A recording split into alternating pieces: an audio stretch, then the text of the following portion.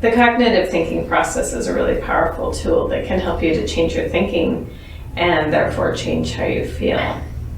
Definitely. I used to have severe depression, and learning the cognitive thinking process actually cured me of it in about a month, once I learned that I was actually causing my own depression, and I was the one who was able to think differently and choose to feel better.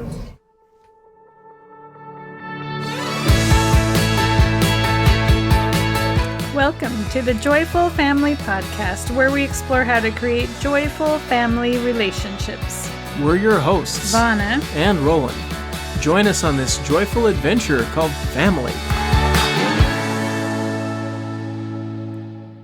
And I used to have a lot of really negative thinking patterns. I didn't know how to be in a positive mental space. I was really negative a lot and looking for negative things, and therefore I'd latch onto the negative things and see more negative things. And once I was able to learn how to utilize the cognitive thinking process, I was able to get out of my negative thinking patterns and into a much more positive emotional and mental state. Yeah, definitely. And the cognitive thinking process, it's a pretty simple process. Anytime you have a thought that's upsetting, negative, disempowering, anything like that, you just run it through a series of questions, and then depending on the answers, you then decide what to do next. So it's like a logic decision tree.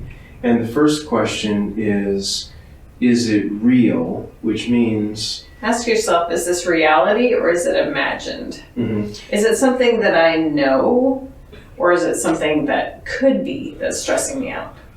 Right. Like if you have a thought that there's a meteorite hurtling towards the earth and it's going to land in your house and kill everybody for 100 miles around, then that's pretty obviously an imagined thought. Some people could have a thought that so-and-so down the street doesn't like them. Maybe that's real, maybe that's not.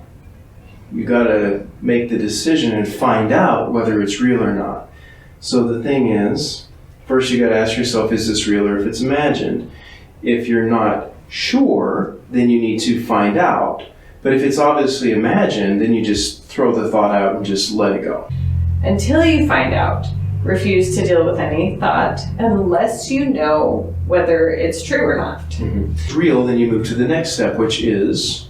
who owns it? So the question is, whose problem is it? Meaning, who can do something about this? It may feel like it's your problem, but if there's nothing you can do about it, then you don't own the problem. And it's time to turn it over to the person who owns it. Mm-hmm.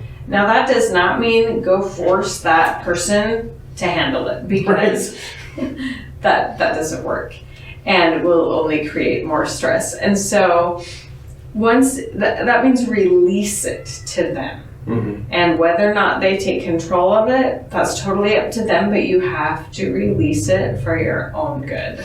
And if it's something that is if someone else owns it, then that means you also need to let them deal with any consequences, repercussions, anything good or bad that has to do with that situation. If it isn't your situation to do anything about, then you have to let the other person experience whatever the consequences are of the situation. Now, if it is you, if you own it, then the next step is to ask yourself, am I doing my best?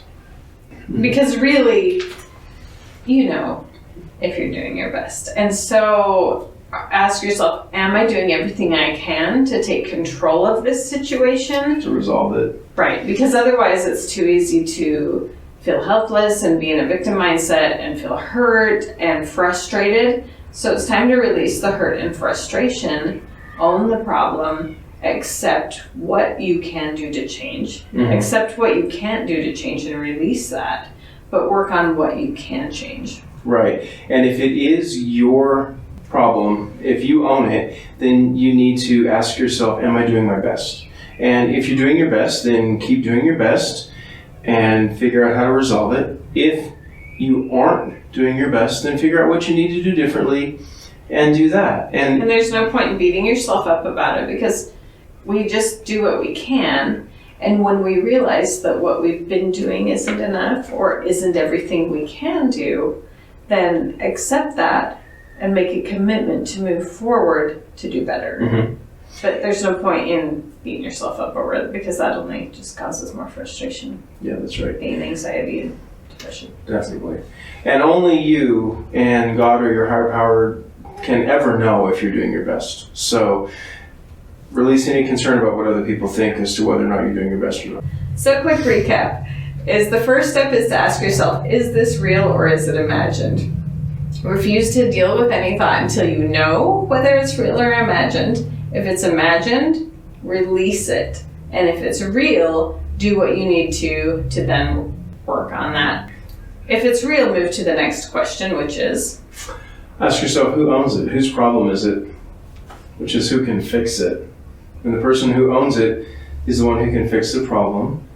If you don't know who owns it, then you got to find out or throw it away. because you know it's not you, and that's Right. enough to know sometimes. Right? And you can go to the person who owns it, but you can't try to fix it because it isn't yours to fix. And you can't make them fix it, just release it to them. Right. And if you are the one who owns it, then you have to ask yourself. Am I doing my very best? That's right. And really, you're the only one who can truly know if you're doing your best. But if you're open-hearted and willing to say, I can do better, then say, I can do better. Or, yeah, I am really doing everything I can, but be willing to accept the answers to that question. Mm-hmm. And know that really you and God, or whoever your higher power is who knows whether or not you're doing your best. Right. Yeah, definitely. So, I mean, if you're doing your best, then keep doing your best. If you aren't doing your best, then figure out what you got to do differently and start doing it. And no matter what, learn to let go of the things that are out of your control. That's really what this is learning to let go of what's out of your control and take actions on the things that are in your control. And if you're willing to utilize this and be willing to ask yourself these questions with an open heart and mind and be honest with yourself, you will find that your mind, your mindset, your mental well-being, your emotional well-being, all of that will dramatically change for the better. Definitely. Thanks for listening to the Joyful Family Podcast. If you've enjoyed this episode, please subscribe, share, and leave a review. Follow us on Instagram at Vauna Bird Family Coach and Roland Bird Author. Learn more about our work at vaunabird.com. Stay tuned. We're looking forward to sharing more with you next week.